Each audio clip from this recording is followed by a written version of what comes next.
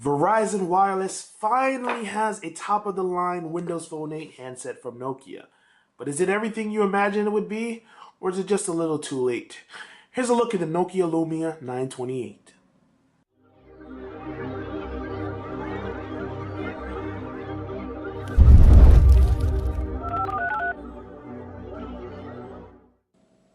The Lumia 928 veers from the path that we've seen Nokia take in recent devices because this is a little different. Typically with Nokia devices, you see it curves a little more. This is more flat on the side. You see that? It's also flat on the bottom. And you notice there isn't the bold color choices that they've made in the past. And because of that, it's just a regular white background. It's very glossy, as you can see here.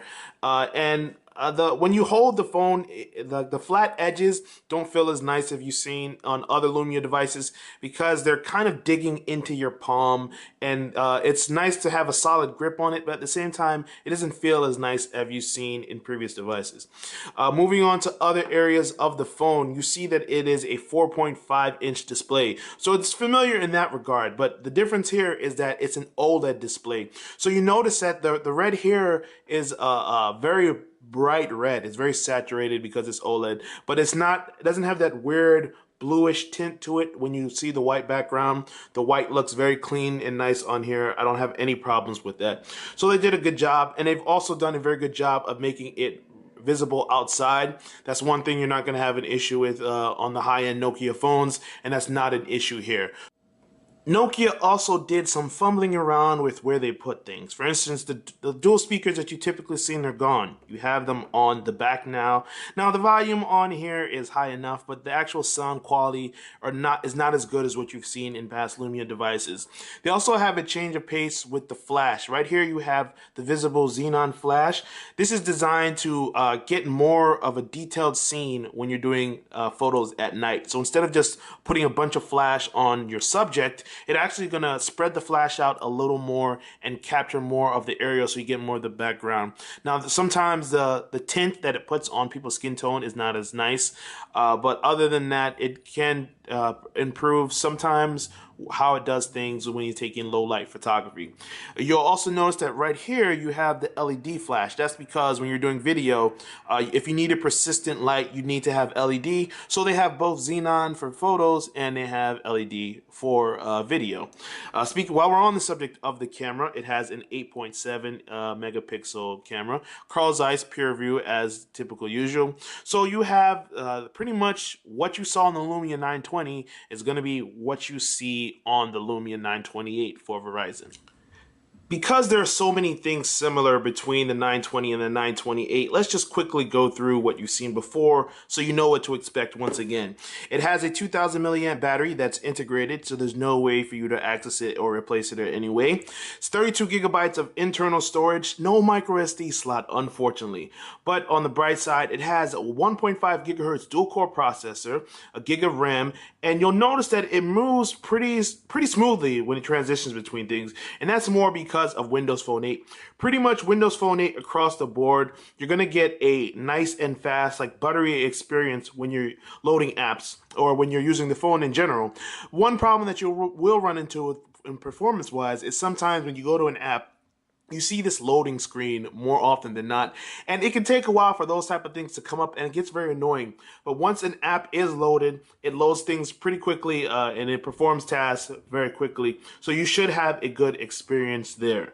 Of course, it has NFC capability, so you can tap and pair. You can wirelessly transfer information. And speaking of wireless, if you get a separately available wireless charging pad, put your phone down, and then you notice you hear that little vibration? Now my phone is charging. There's nothing going on towards the bottom of the device, but at the top you have a micro USB charging port, a headphone jack, and a micro SIM slot. So in case you want to get something besides the 4G LTE data on Verizon, if you travel internationally, you can just plug in another SIM card. Also, I mentioned that it has a 4.5-inch display, but did I also mention that you can actually use gloves with it? If you turn the sensitivity on high for touch, you can actually use it even if you're wearing winter gloves. Now, these are capacitive gloves, but they're only in the finger and the thumbs. You see I'm not using either one of those fingers, and I'm still able to operate the phone. There haven't been many changes to Windows Phone 8 since it debuted last year, and that's kind of a good and a bad thing. The good thing is it's still very fast on the Lumia 928 and you still get a good experience. But on the bright side, there have been some changes. Like this app for Pandora, which was not available before, it's now available, and it's a great a solution for music streaming.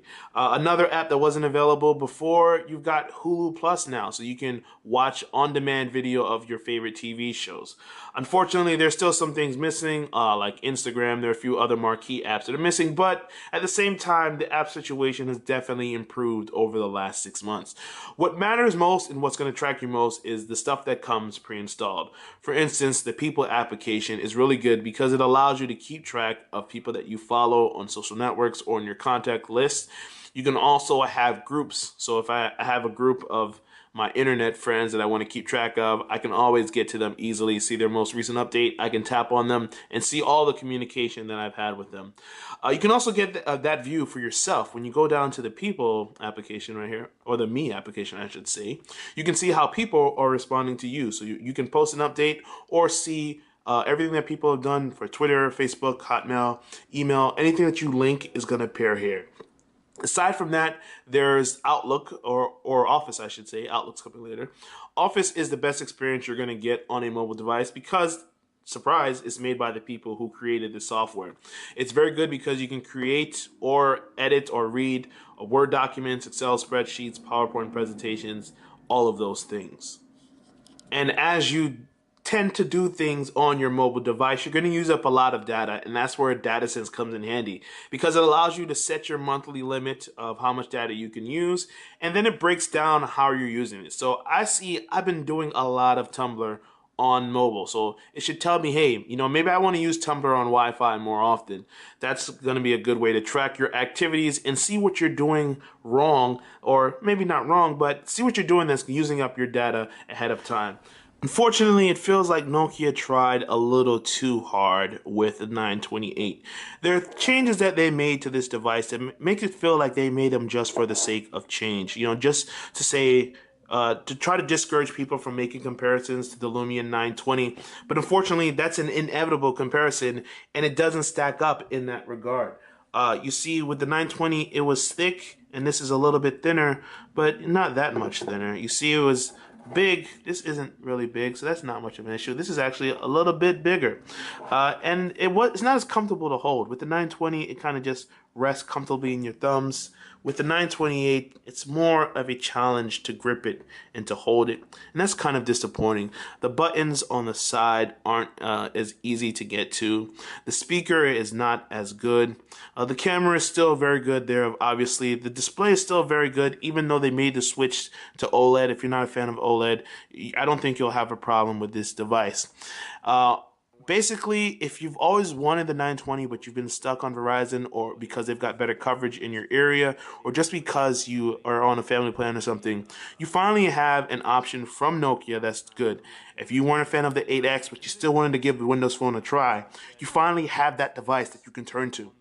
For everyone else, it's kind of hard to find a reason to say this is better than the iPhone, or this is better than the Galaxy S4 or the HTC One that's coming to Verizon. But if you're a Windows Phone fan, I think this might be something that you'll definitely want to consider over the Windows Phone 8X.